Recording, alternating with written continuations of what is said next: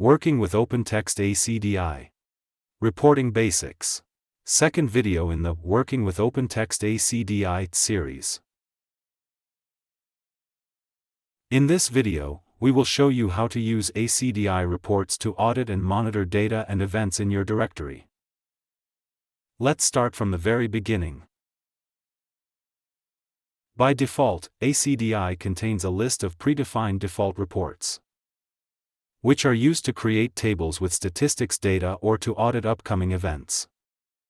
Reports may be searched either by tags or by name. Let's start with the simplest report, Users Report. Namely, the OpenText Identity Manager Users Report. This report is based on the snapshot data stored in a system.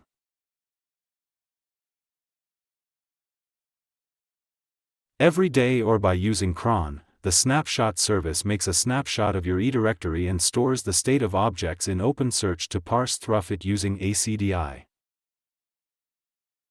This report contains only one entity which is based on those snapshots, report default.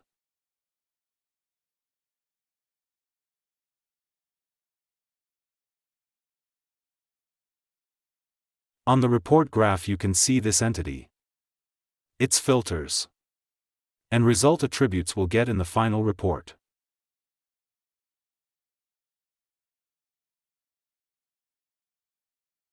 Filters, result table attributes and post-processing.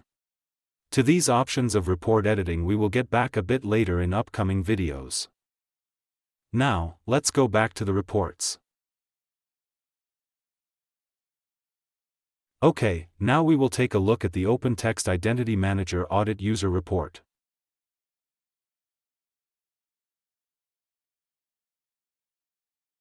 This report will allow you to create reports that show the current states of your user objects in the selected period of time.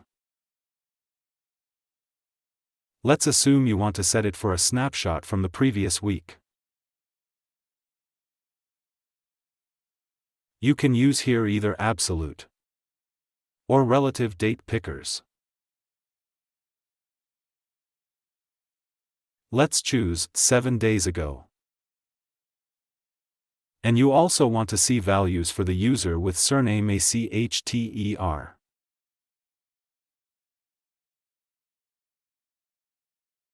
The user is found, and you can use other filters here and narrow down the search results. Let's click Run.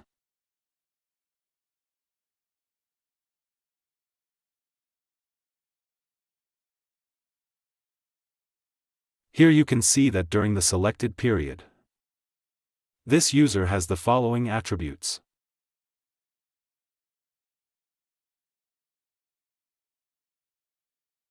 You can export report results into CSV, XLSX, or PDF format, which is extremely convenient. The next step is to download the file so that you can later process the data using external applications.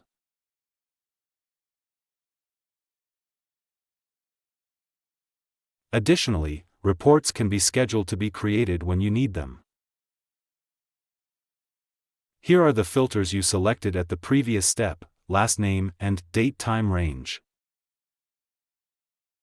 Now you need to define the scheduler to enable the scheduled report creation and select if you want the report to be sent via email or be saved on a local machine. The default cron expression you see here means that on the first day of each month at 4 minutes past midnight, a report will be created in the CSV format. You can select the format here, and also define emails to which this report will be sent.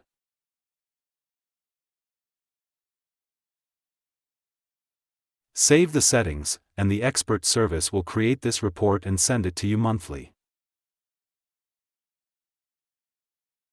Let's look at a more complex report like the group membership report.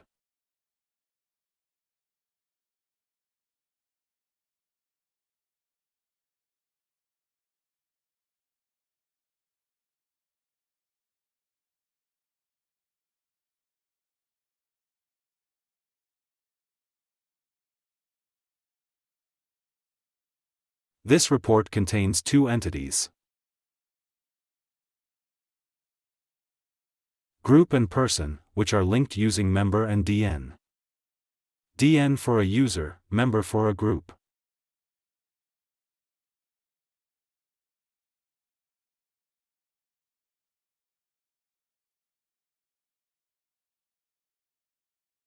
With the help of the report graph, you can easily visualize connections.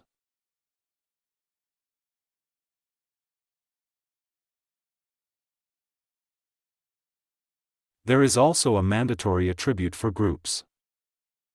This means that additionally for the default filter, object class, group of names, objects that don't have a value from the attribute, member, will be filtered out. Let's look how it works. Let's filter the reports with the help of the keyword, membership. Here it is, the NetIQ Group Membership Report. In this list and this search, you will get only groups that have at least one member. The filter can be customized though. You can define the search options and select, for instance, the search by regular expressions. Here are also other options like case sensitive, show duplicates, or you can disable the filtering using mandatory attributes. Let's look how the link between two entities works. There are some filters for the group entity, and some filters for the person entity.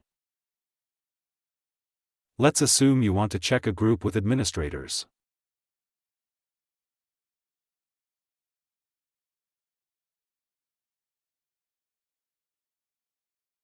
Here you see that there is a group with the CN, administrators.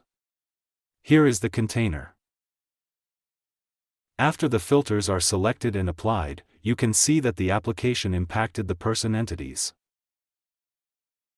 There is also only one group matching filters we selected, and 3 people, which means that this group has 3 members. Let's run this report.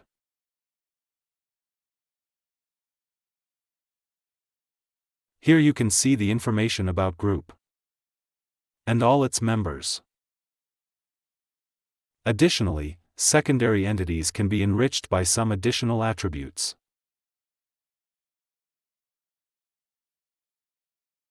Not only DN, as it's by default set in the member attribute of groups, but some additional information about members.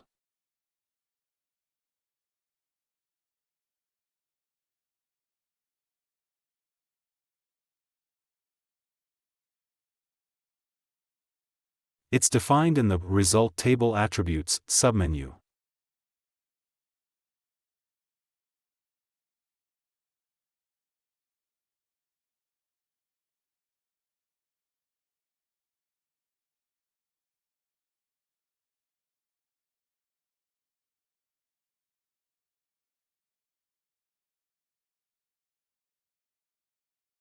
If a group has many members, you can improve readability by displaying one row per member. This flat report view, shown in the video, can be enabled using the switcher here.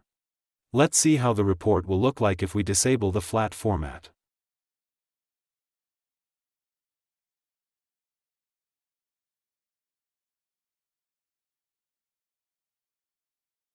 So now you have the data in the default format.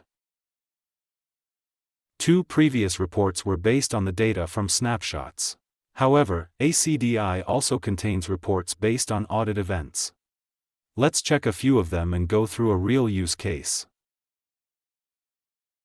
Let's use NetIQ Audit Users Report.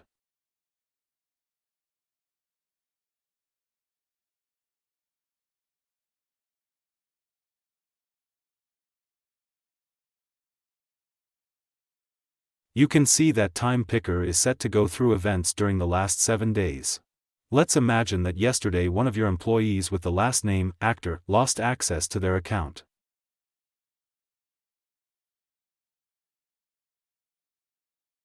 It's possible to filter by surname, and also by first name to narrow down the search.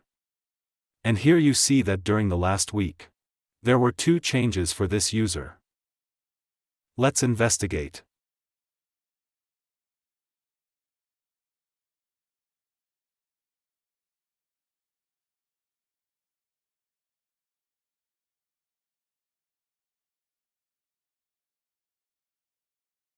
Here we can see that on the exact date, someone changed the attribute login disabled to true. And the report shows that the modifier of the incorrect event was a user with the CN/ID Vault server. This report will help you with further investigation when you will look for the detailed information about the modifier, why and how this person got access and authorization to make changes for your users. In the next video, we will take a close look at Time Machine. Thank you for your attention. Have a good one.